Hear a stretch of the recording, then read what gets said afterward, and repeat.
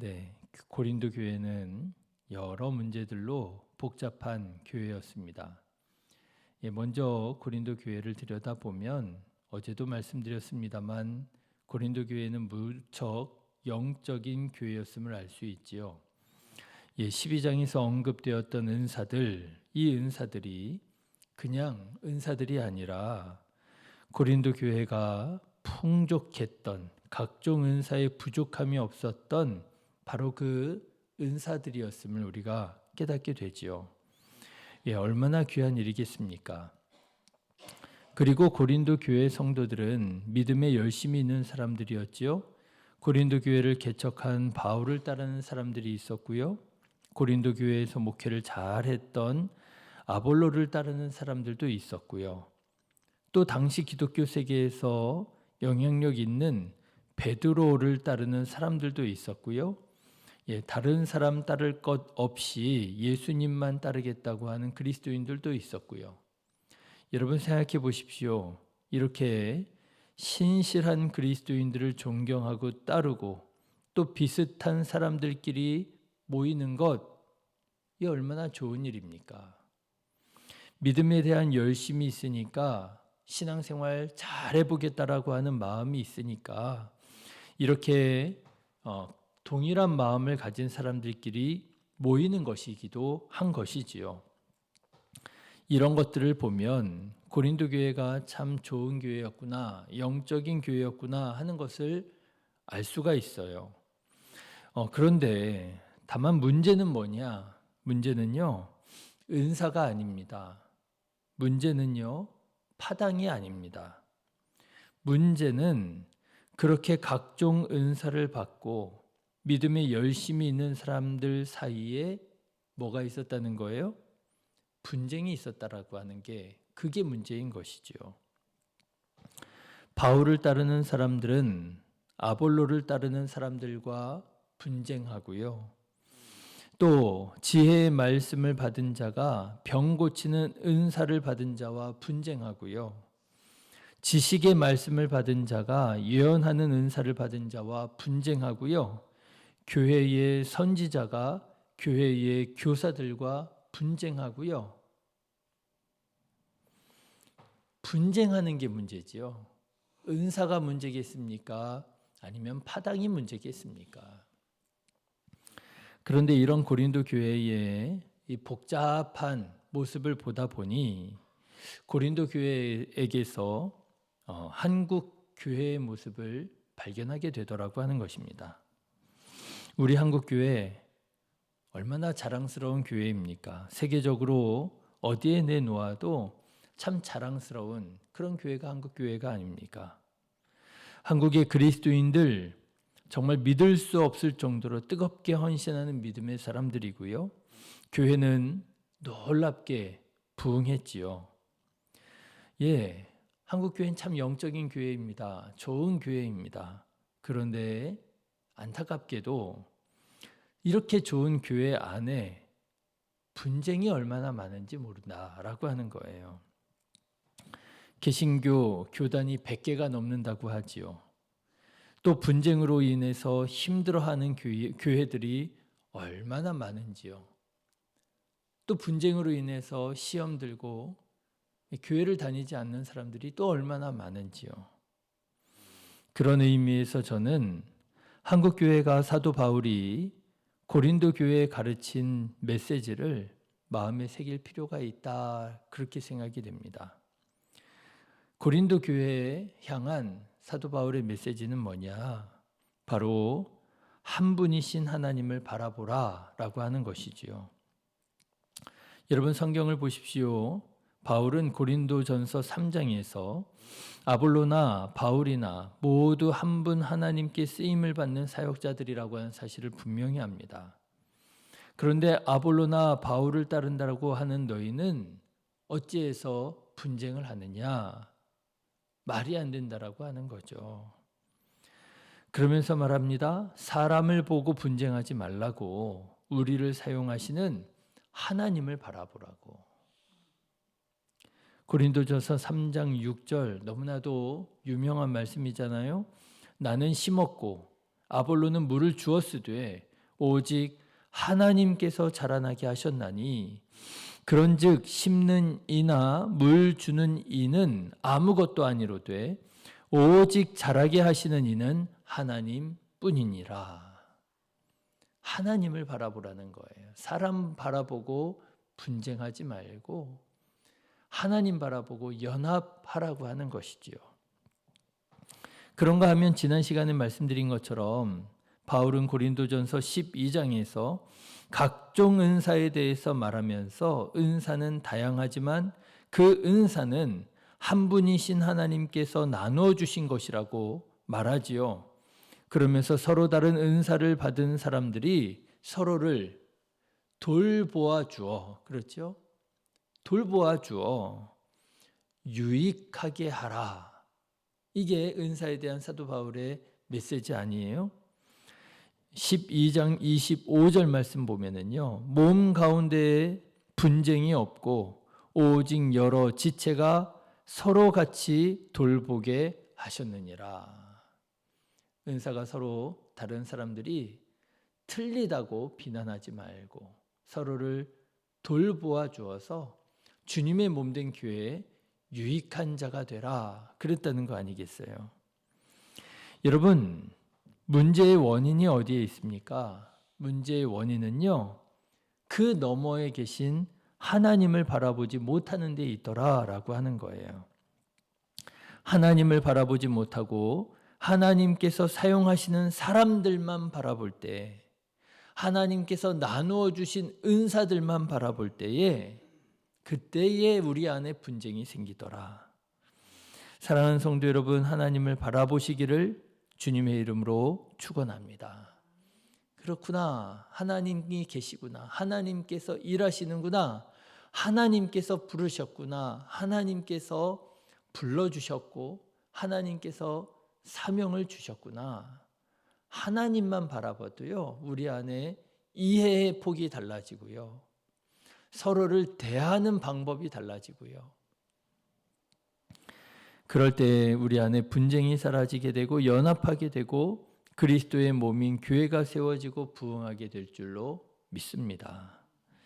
자, 그러면 오늘 말씀은 이렇게 하나님을 바라보는 사람이 추구해야 할 것이 뭐냐라고 하는 거예요. 하나님을 바라보는 사람들이 추구해야 될 것이 뭐냐?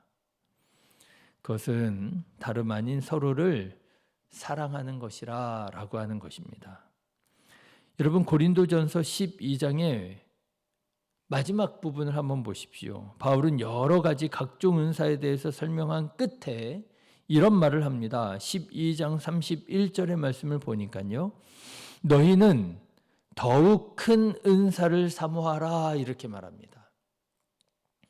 여러 은사들을 말합니다. 그리고 그 은사를 나누어 주신 분이 한 분 하나님이시라고 하는 사실을 가르쳐 주지요. 그런데요, 그 마지막 끝에 사도 바울은 이런 말을 해요. 너희는 더욱 큰 은사를 사모하라. 또 보십시오. 내가 또한 가장 좋은 길을 너희에게 보이리라 이렇게 말합니다. 가장 좋은 길. 여러분, 궁금하지 않습니까? 더욱 큰 은사, 가장 좋은 길, 그게 뭘까요? 그게 바로 오늘 고린도전서 13장에서 말하는 사랑이지요. 여러분, 13장 1절의 말씀을 한번 보실까요? 같이 읽어볼까요? 내가 사람의 방언과 천사의 말을 할지라도 사랑이 없으면 소리나는 구리와 울리는 꽹과리가 되고, 사랑이 없으면이라고 하는 거예요. 그러고 13장에서는 이제 사랑에 대해서 말합니다. 자, 여러분, 너무나 잘 아시는 이 고린도전서 13장을 오늘 조금 낯선 시선으로 다시 한번 읽어보시면 좋겠어요. 다시 보시면 한 가지 사실을 깨닫게 될 것입니다. 고린도전서 13장에서 바울이 언급하는 것들이 이게 다 뭔가 보니까요, 앞서 바울이 말했던 각종 은사들을 보게 됩니다. 자, 여러분, 1절부터 3절까지의 말씀을 한번 보십시오. 은사들이 보이지 않습니까? 어떤 은사들이요? 방언의 은사가 나오고요. 천사의 말이라고 하는 것이 나오고요. 예언이라고 하는 은사가 나오고요. 비밀과 지식, 믿음과 구제라고 하는 은사들이 나온단 말이에요. 여러분, 이 은사들이 어디에서 나왔던 은사들인가 보면은요, 대부분 12장에서 한 번쯤은 다 나왔던 은사들입니다. 12장 말씀에 여러 은사들에 대해서 얘기할 때 그 은사, 언급되었던 은사들이 바로 1절부터 3절에 나오는 것들이에요. 이게 다 은사들입니다. 여러분, 이런 은사들 얼마나 귀한 은사들이에요. 그렇죠? 그런데 바울은 이 귀한 은사들의 생명력이 어디에 있느냐? 사랑에 있다라고 말하는 거예요. 2절 말씀도 한번 보십시오. 같이 읽어보실까요? 내가 예언하는 능력이 있어 모든 비밀과 모든 지식을 알고 또 산을 옮길 만한 모든 믿음이 있을지라도 사랑이 없으면 내가 아무것도 아니요. 그렇죠? 여러 은사들을 또 얘기합니다. 그런데요, 이렇게 말하는 거예요. 사랑이 없으면 내가 아무것도 아니요. 우리에게 이렇게 풍성한 각종 은사가 있다 할지라도 그 은사들의 생명력은 뭐라는 거예요? 사랑이라고 말을 하는 거예요. 그렇습니다, 여러분. 사랑이야말로 뭐라고요? 더욱 큰 은사이고요. 가장 좋은 길이라고 하는 거예요. 그리고 바울이 이제 사랑에 대해서 가르치는데, 자, 여러분, 이 사랑도 한번 낯선 마음으로 다시 한번 읽어보십시오. 4절부터 7절까지 사랑이 뭐라고요? 같이 읽어보실까요?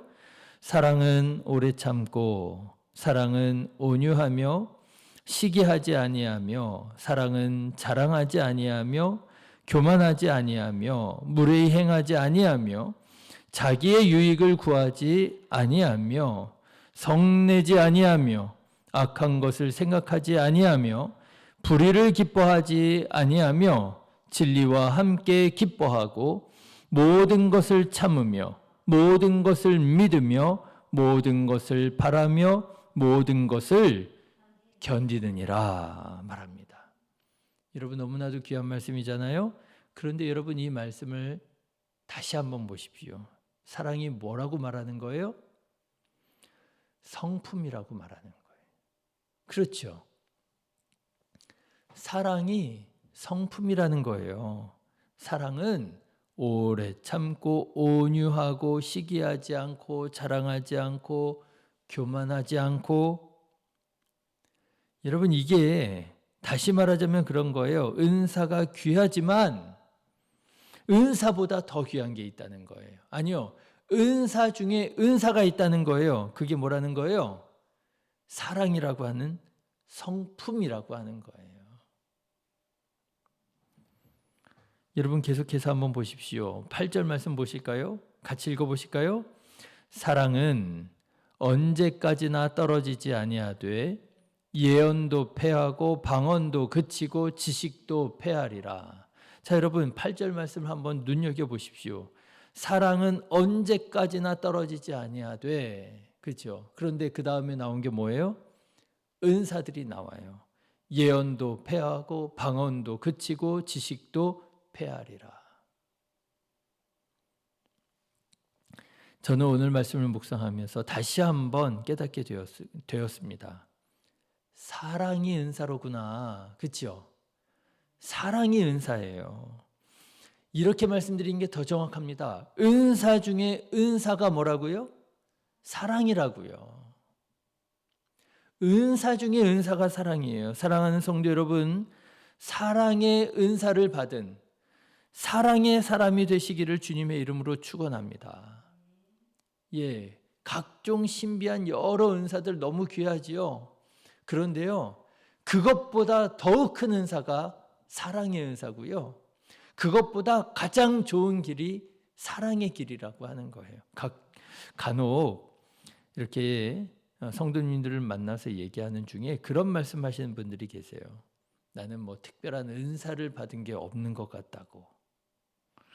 너무 좋으신 분인데요.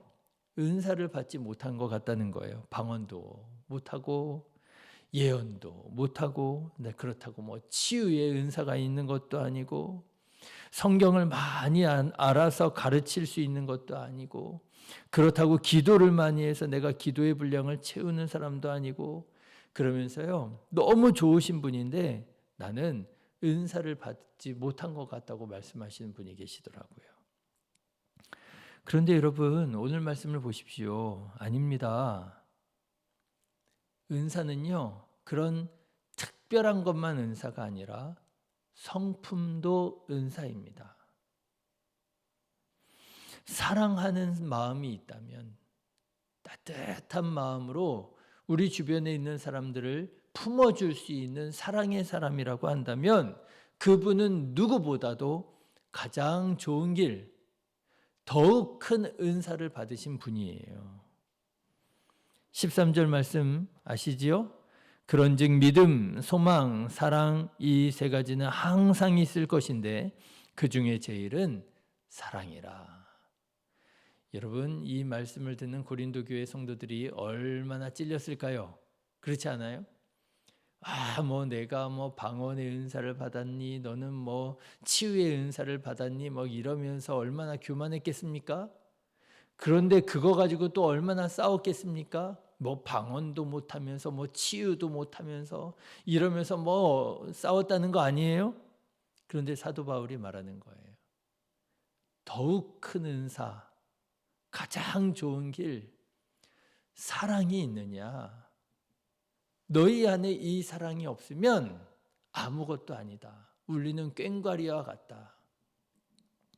사랑이 항상 있어야 할 가장 중요한 거야. 이렇게 말하니요. 고린도 교회 성도들이 얼마나 부끄러웠을까. 사랑하는 성도 여러분, 바라기는 여러 각종 은사에도 부족함이 없으시기를 바랍니다만 더욱 큰 은사, 가장 좋은 길, 사랑의 사람 되시기를 주님의 이름으로 축원합니다. 그래서 여러분이 있는 곳마다 웃음꽃이 피고 여러분이 있는 곳에서 문제가 사라지고 오해가 풀려지고 사람이 살아나고 하나님의 나라가 이루어지는 변화가 일어나게 되시기를 주님의 이름으로 축원합니다. 기도하겠습니다.